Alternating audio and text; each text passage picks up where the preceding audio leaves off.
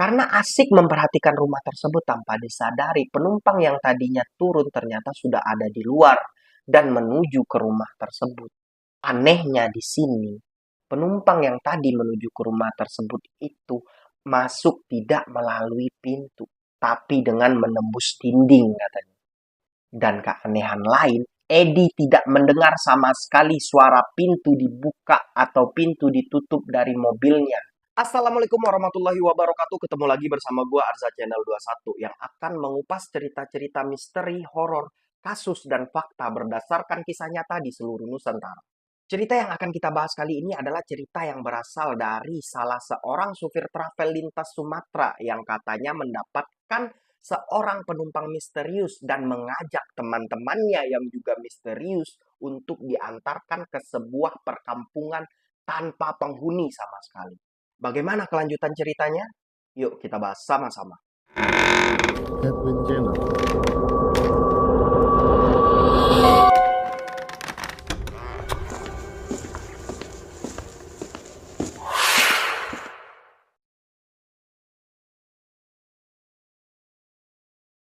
Nah, jadi pada malam itu, si supir travel ini, sebut saja namanya Edi, sedang berbicara atau ngobrol dengan temannya yang sesama supir travel juga. Mereka yang biasanya mangkal di Pelabuhan Bangkahuni Lampung ini mengeluhkan bahwa beberapa waktu belakangan sangat sulit untuk mendapatkan penumpang. Jangankan berharap penumpang yang ramai yang akan mereka bawa, untuk ngejar setorannya aja hari ke hari ini udah susah. Padahal mereka udah 10 tahun lamanya menjadi supir travel. Ya, suka dukanya jadi supir travel udah mereka rasain gitu loh. Mulai dari perjalanan yang jelek, cuaca yang buruk, kecelakaan kendaraan, bahkan sampai hal-hal gaib yang di luar nalar manusia pun mungkin sudah mereka lalui. Nah, betul aja, karena keasikan ngobrol tanpa disadari waktu sudah menunjukkan jam 11:15 malam. Nggak beberapa lama kemudian, datanglah apa yang mereka nanti-nanti, yaitu kapal yang datang dari Pulau Jawa dan bersandar di Pelabuhan Bangkauni. Yang mereka harapkan akan mendapatkan penumpang untuk mengisi mobilnya ini. Nah, benar aja, setelah beberapa saat banyak orang yang turun dari kapal dan mulai berhamburan keluar. Tapi tidak ada satupun yang menuju ke mobil travel-travel mereka. Bahkan dari penumpang-penumpang tersebut ada yang sudah ditunggu oleh kerabat dan keluarganya dijemput dengan mobil pribadi mereka sendiri. Dan hal ini pun tentu membuat Edi bersama temannya tadi itu semakin sedih. Lalu dari kejauhan si Edi ini melihat ada seorang bapak-bapak paruh baya berpakaian rapi layaknya seorang karyawan yang baru pulang kantor, seperti sedang kebingungan. Nah, di sini Edi pun merasa bingung. Biasanya kalau ada penumpang yang lagi kebingungan seperti itu biasanya agen-agen travel udah nyamperin itu penumpang dan mulai bertanya lah kan, kemana Pak, mau kemana? Nah, ini nggak ada. Tapi di sini Edi dan temannya ini pun juga nggak nyamperin bapak-bapak ini. Sampai pada akhirnya bapak-bapak inilah yang nyamperin si Edi. Lalu sontak Edi yang waktu itu lagi ngerokok buang langsung rokoknya dan bertanya kepada bapak itu, Pak mau kemana? Dan bapak-bapak ini diem aja. Cuman bapak-bapak ini menyodorkan selembar kertas usang kepada Edi. Lalu Edi berpikir, oh mungkin pengen diantarin ke alamat yang tertera di kertas ini. Diambillah sama Edi lalu dibaca nih kertas. Dan di kertas itu memang ada sebuah alamat, tapi udah nggak bisa kebaca karena udah lusuh. Lalu Edi bertanya balik kepada bapak ini, Pak ini alamatnya nggak bisa dibaca, bapak pengen diantarin kemana? Lalu bapak-bapak ini bilang, ya udah nanti di jalan saya kasih tahu. Lalu tanpa pikir panjang Edi pun menyuruh penumpang ini untuk masuk ke dalam mobil. Dan di dalam mobil Edi ini sebelumnya ada satu penumpang yang tujuannya ke Kalianda. Bapak-bapak juga duduk di bangku tengah. Sedangkan bapak-bapak penumpang yang barusan naik itu duduk di bangku paling belakang. Lalu karena udah larut malam, Edi ini gak berniat nungguin penumpang lain lagi. Ya udah, Edi ini berniat udah ngantarin penumpang yang berdua ini ke tujuannya masing-masing. Dan Edi ini bilang ke temennya dia mau jalan duluan. Sedangkan temennya ini masih pengen nungguin penumpang karena belum dapat penumpang sama sekali. Nah, ketika udah ada di dalam mobil dan siap-siap mau berangkat, Edi ini kembali nanya ke bapak ini, "Pak, tujuannya mau kemana?" Lalu bapak ini menjawab dengan nada datar, "Udah mas, jalan aja." Nah, karena penumpang ini responnya dingin, Edi ini juga nggak mau rewel. Ya udah, dia tetap jalan aja.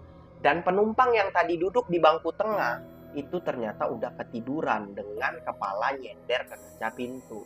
Lalu Edi pun mulai berjalan meninggalkan pelabuhan Bakauni. Ya, situasi jalan saat itu emang terlihat sepi. Hanya ada satu atau dua mobil yang berpapasan dengan Edi di jalan tersebut. Lalu setelah sekitar 10 menit perjalanan, si Edi ini melihat penumpangnya yang tadi di belakang dari kaca spion mobil depan. Dan benar aja penumpang yang bapak-bapak duduk di tengah ini masih ketiduran. Dan penumpang yang tadi naiknya paling terakhir duduk di bangku belakang ini, dia itu nggak nyender sama sekali. Dia itu duduk tegap dengan pandangan mengarah ke depan. Dan Edi pun berpikir, ini orang nggak capek apa ya gitu loh. Dan ketika Edi sedang fokus memperhatikan jalan yang menuju ke Kalianda untuk mengantarkan penumpangnya yang duduk di tengah tadi, Edi dikagetkan oleh riakan penumpangnya ini yang tiba-tiba mengatakan, "Bang, berhenti." Apa itu? Lalu di sini Edi pun kaget dan berkata kepada penumpangnya ini, "Pak, Kalianda itu masih jauh, Pak. Ada sekitar 20 menit lagi ke depan." Dan Edi mencoba menenangkan penumpangnya ini. Ya, Edi masih berpikir mungkin dia mimpi atau gimana gitu loh kan. Lalu Edi pun terus melanjutkan perjalanan. Nggak berselang lama, penumpang ini kembali teriak, "Udah mas, saya turun aja di sini." Lalu tanpa pikir panjang, Edi pun meminggirkan kendaraannya yang kebetulan waktu itu berhenti di salah satu restoran Padang, masih ada aktivitas. Jadi belum tutup itu. Nah, lalu dengan tergesa-gesa penumpangnya ini turunlah dari atas mobil dan mengambil barang-barangnya. Dan Edi pun bertanya kepada penumpangnya ini, "Pak, Kalianda masih jauh di depan loh, kok Bapak tiba-tiba mendadak pengen turun di sini?" Lalu Bapak ini entah kenapa dengan nafas terengah-engah seperti kayak orang habis kaget, dia bilang sama Edi, "Mas, kalau malam ini tidak memungkinkan untuk melanjutkan perjalanan, gak usah dipaksain. Mas istirahat aja dulu, lanjutkan perjalanannya besok pagi." Di sini Edi pun mendengarnya dengan bingung. Lalu Edi pun berkata kepada penumpangnya ini, "Pak, saya udah biasa Pak ngejalanin waktu kayak begini. Emang kenapa?" Dan penumpangnya ini kembali ngomong, "Ya udah Mas, terserah. Yang penting saya sudah mengingatkan." Sini Edi yang kebingungan dengan kata penumpangnya yang barusan turun ini pun masuk ke dalam mobil dan hendak ingin melanjutkan perjalanan. Toh di dalam mobil masih ada satu penumpangnya yang katanya tadi akan ada teman-temannya juga yang akan naik di perjalanan. Edi pun kembali melihat penumpangnya ini dari kaca spion mengarah ke belakang, dan benar aja penumpangnya itu nggak berubah gaya duduknya, nggak nyender. Dia masih duduk tegap dengan pandangan kosong yang menuju lurus ke depan. Lalu di sini pun Edi udah merasa mulai ada sedikit keanehan. Tapi ya udahlah, bodo amat gitu ya, karena ini katanya ada teman-teman yang naik nanti di jalan.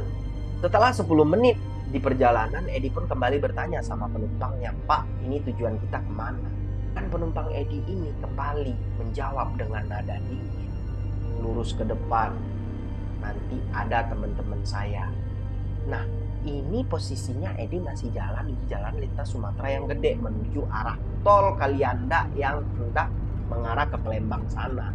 Tapi setelah ingin masuk pintu tol, penumpang di belakang ini bilang bahwa kita tidak masuk tol katanya. "Kita di pertigaan di depan itu belok kanan," kata penumpangnya tadi. Cuman ngomongnya dengan nada dingin tadi. Ya udah, Edi pun membelokkan kendaraannya. Dan teruslah Edi melaju melanjutkan perjalanan dan sudah keluar dari lintas Sumatera, dari jalan besar itu maksudnya. Bener aja, nggak berapa lama setelah Edi masuk ke perkampungan ini, lalu penumpang yang tadi di belakang mengatakan, "Bang, di depan nanti ada teman saya." Beberapa saat kemudian Edi melihat ada segerombolan orang yang sedang berdiri di pinggir jalan. Tapi mereka di sini berdirinya enggak di dekat rumah-rumah atau di dekat pemukiman warga. Mereka di sini berdiri di tempat yang sepi, yang kiri kanannya itu adalah hutan. Dalam penglihatan Edi di sini ada sekitar 4 sampai 5 orang. Benar aja setelah Edi menghentikan kendaraannya, ada 4 orang yang ingin naik mobilnya. 3 orang laki-laki dan 1 orang perempuan. Jadi total penumpang Edi sekarang ada 5. Setelah memberhentikan kendaraannya, Edi ini pun hendak turun untuk membukakan pintu agar penumpangnya ini naik. Dan ketika Edi turun dari mobil, terdengar suara penumpang yang tadi di belakang itu seperti mengerang. Edi tanpa pikir panjang pun gak menghiraukan hal itu. Karena dia yang udah berpengalaman 10 tahun menjadi supir travel, ya dia masih berpikir positif aja. Merasakan sepinya penumpang dan dia seneng dong.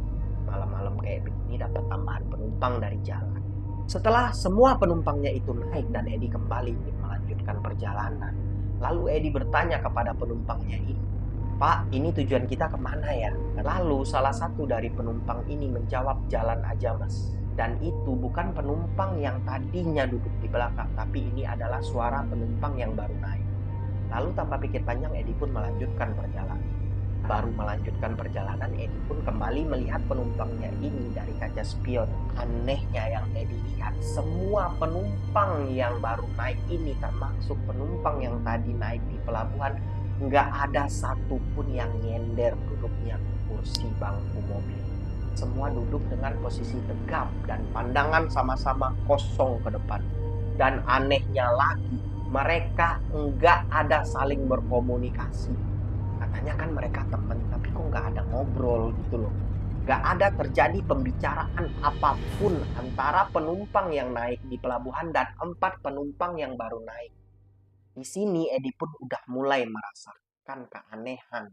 Lalu Edi pun berusaha fokus untuk melanjutkan perjalanan. Yang mana perjalanan yang ditempuh Edi ini adalah jalanan yang tidak ada sama sekali rumah penduduk yang udah dia lewatin.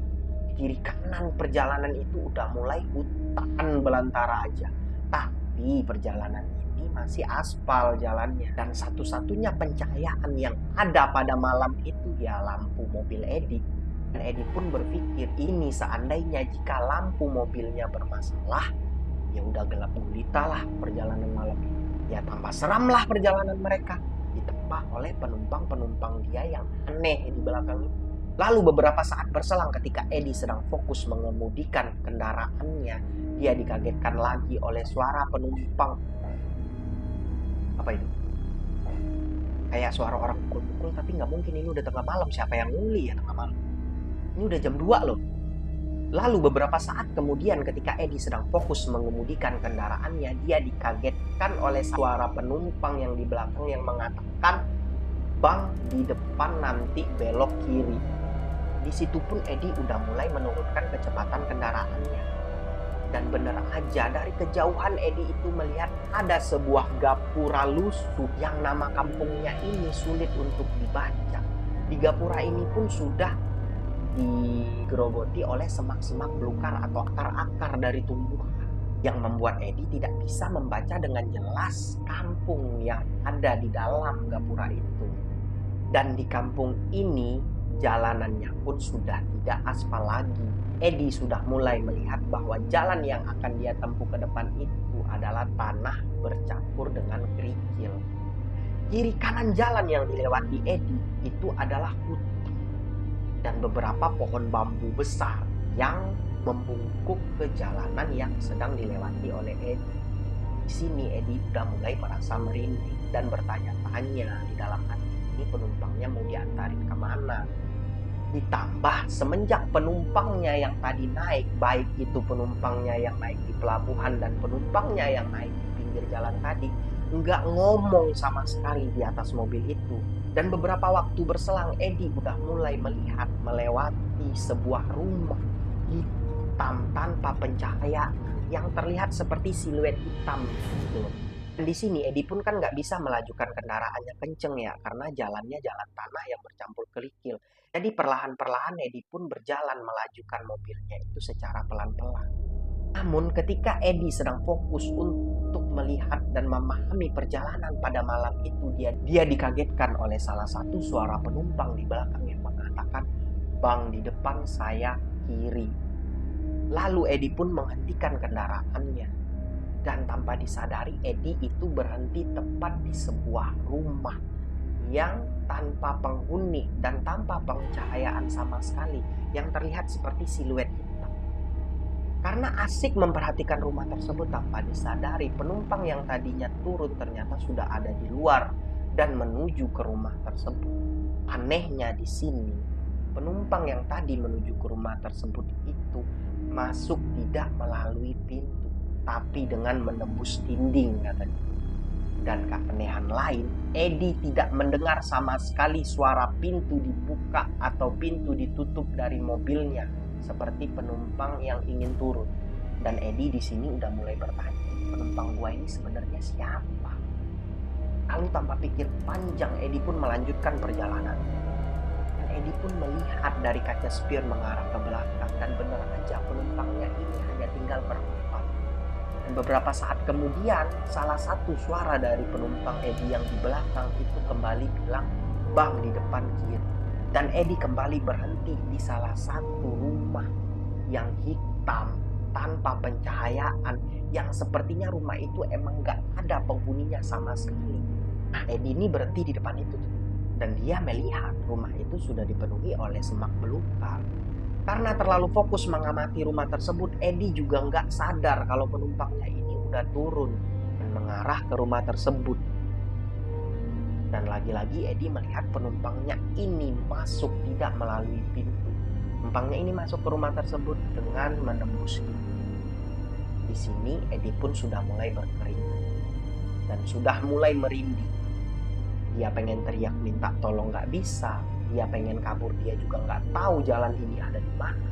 Lalu Edi pun kembali melanjutkan perjalanannya dan kembali melihat dari kaca spion bahwa benar aja penumpangnya ini tinggal 3 orang. Nah, di sini Edi pun kembali dikagetkan oleh suara penumpangnya yang mengatakan bang di depan kiri.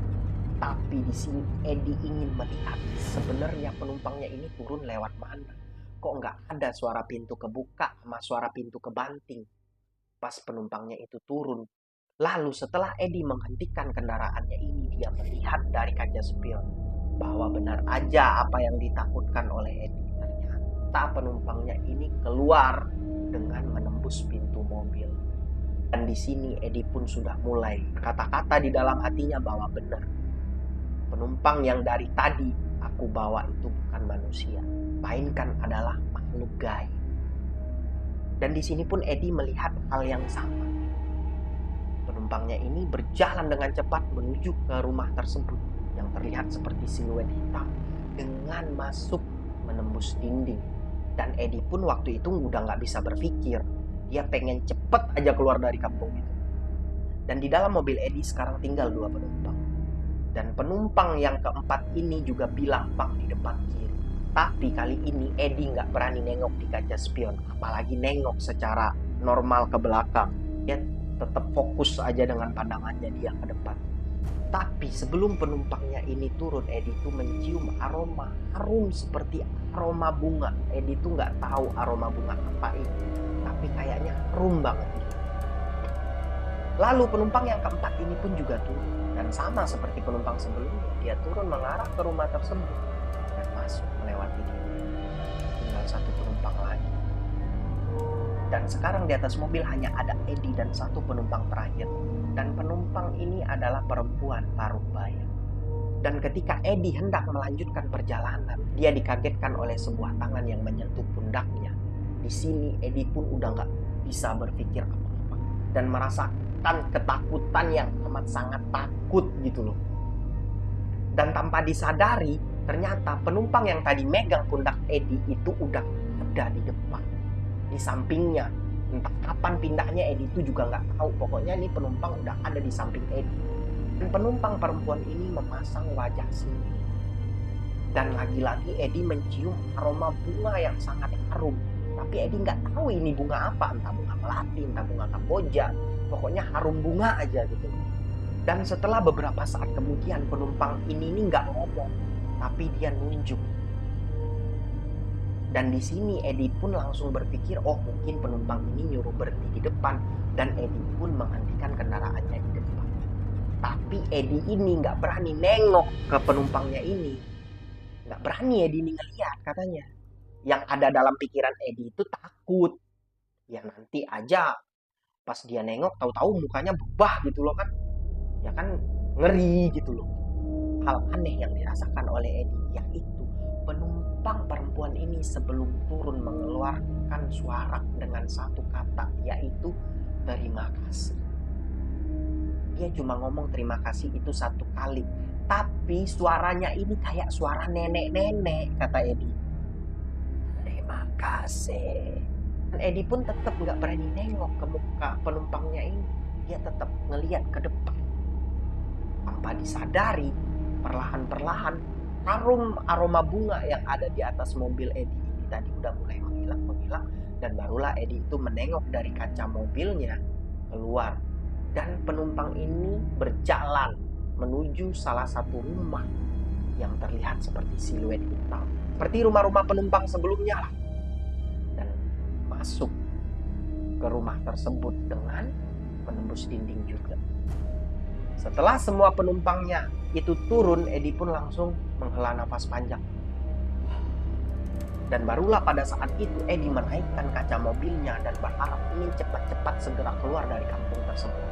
Dan Edi pun melajukan kendaraannya. Meskipun Edi di sini tidak tahu arah jalannya kemana, tapi di sini katanya Edi ini merasa dipandu untuk menemukan jalan pulang.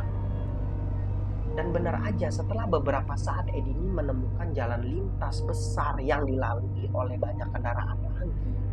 Lalu di sini pun Edi bisa bernapas lega dan turun dari mobilnya. Dan kemudian Edi pun melihat ke belakang bahwa apa yang barusan dia lalui dan barusan yang dia lewatin, benar aja ternyata di belakang hanya ada hutan sawit yang terhampar luas. Dan Edi di sini nggak melihat ada jalan yang bisa ditempuh oleh mobil karena semuanya adalah hutan sawit. Tapi Edi bertanya di dalam hati, tapi mobil ini dari tadi ku kendarai lewat mana?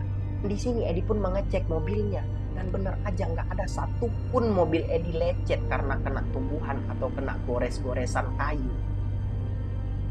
Mobilnya masih kayak biasa aja gitu. Dan kejadian pada malam ini menjadikan pelajaran oleh Edi bahwa kejadian aneh bisa menghampirimu kapan saja dan di mana aja. Oke guys, mungkin itu aja cerita yang bisa gue sampaikan hari ini. Jika kalian memiliki cerita-cerita mistis yang lain yang ingin gue bawain, kalian bisa komen atau DM di Instagram gue yang akan gue taruh di deskripsi. Dan jika kalian memiliki pengetahuan tentang cerita yang gue bawain tadi, kalian boleh komen di kolom komentar. Karena cerita ini gue ceritain berdasarkan kisah nyata yang dikutip oleh jurnal Medan yang ada di Google. Kalian juga bisa cek keaslian cerita ini di Google. Dan sampai ketemu dengan cerita-cerita selanjutnya. See you.